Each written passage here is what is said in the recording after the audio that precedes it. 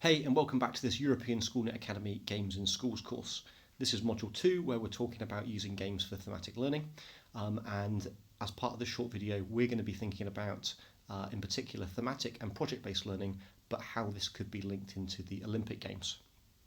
If you are new to using computer games in the classroom, or in particular, if you're new to the idea of using commercially available off-the-shelf computer games in the classroom, you might be surprised to hear that we've been using Mario and Sonic at the Summer Olympic Games or the Winter Olympic Games all the way back to the Beijing Games in 2008, so over 10 years now.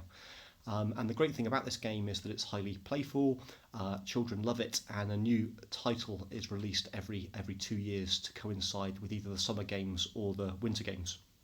And the great news for you, if you're interested in using this approach to games-based learning in the classroom, is that Nintendo have announced that they will be releasing a version of Mario and Sonic at the Olympic Games for the Tokyo 2020 Games. Now, the great thing about Olympic Games projects is that teachers have been using the Olympic Games as a context for learning, teaching and assessment to deliver learning outcomes now for many, many years. And all we're doing here is we're replacing the title of an Olympic Games project to a Mario and Sonic at the Olympic Games project. But of course, we're going to try and include some gameplay within this theme as well. So let's just have a think, first of all, about how we might be able to link the Olympic Games into different aspects of the curriculum. I think there's lots of different ways that we can do this. There are some obvious links to health and well-being in terms of sport and exercise. There's some obvious links to numeracy in terms of how fast people run, how fast people are able to throw things, the equations like distance over time. I think there's some great links to science and technology in terms of the biology of athletes or the clothing that people use or the equipment that people use.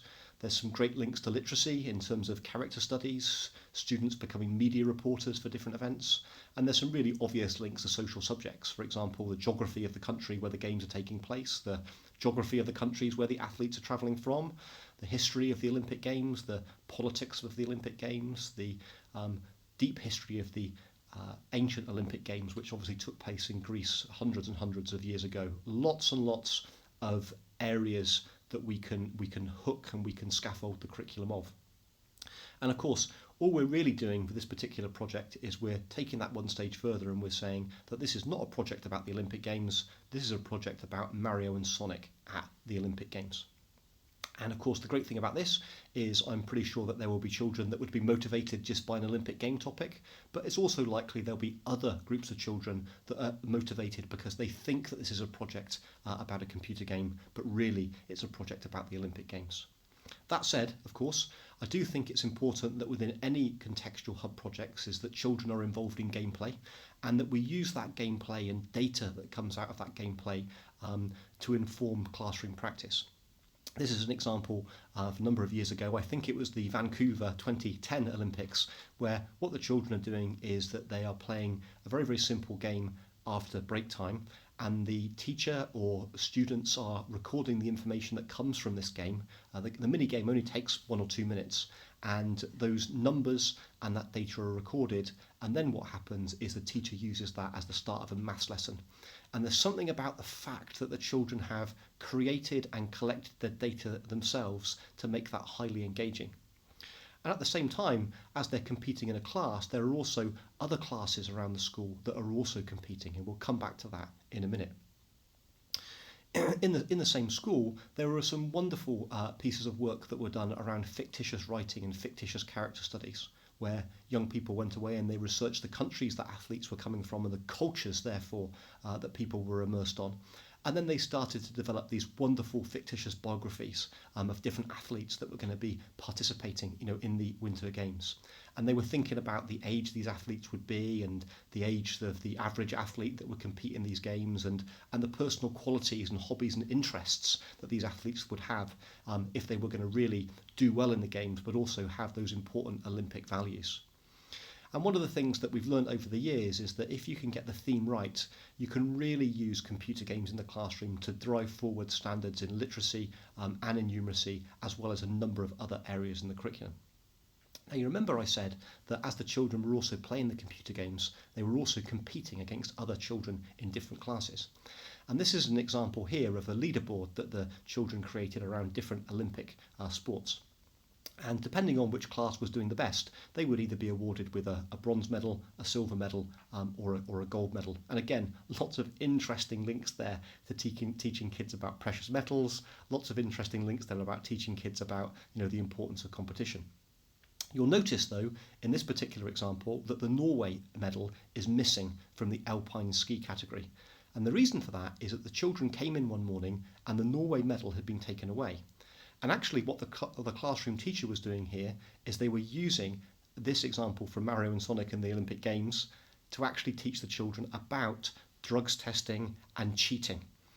So again, just a different way and a different direction that sometimes you can take these types of projects in as long as you're a creative classroom teacher. There was another great project where we actually linked a school in Scotland up with a school in Canada. And the interesting thing about this project was not only did the kids link over Skype in the classroom, but because of the time difference, the teacher in Canada had to keep the children in school overnight in order for them to be able to have the Skype call with Gavin Primary School. So not only did it become a project about competing against the virtual computer game, but it also became a really, really interesting project about asking different children questions in different parts of the world, and also a context for teaching about time zones. Here's a picture of the sleepover from the Canadian school. Once again, as I've already mentioned, because people come from all over the world to compete in the Olympics, it gives us a great context for language learning. Here's a group of children that have been learning some basic Japanese in order for them to survive during their Olympic competition. And of course, as always, we can also link in to different other aspects of information and communication technology to be able to tell rich stories about different groups of people that come and support the Olympic Games, or different groups of people that are going to participate in the Olympic Games. So Tokyo 2020 is just around the corner, and I think that this would be a really exciting opportunity for some of you to think about how could you use Mario and Sonic at the Tokyo 2020 Games to introduce a really powerful contextual hub for learning. So what I would like you to do before we just wrap up this video is maybe just to start to think about how could you use the Olympic Games as a context for learning, and how could you take that a stage further and use Mario and Sonic at the Olympic Games as a really rich and powerful contextual hub. You can share your ideas and thoughts up over on the European Schoolnet Academy discussion forum, or you can share your thoughts and ideas using the hashtag GamesCourse on Twitter and Facebook. See you in the next video.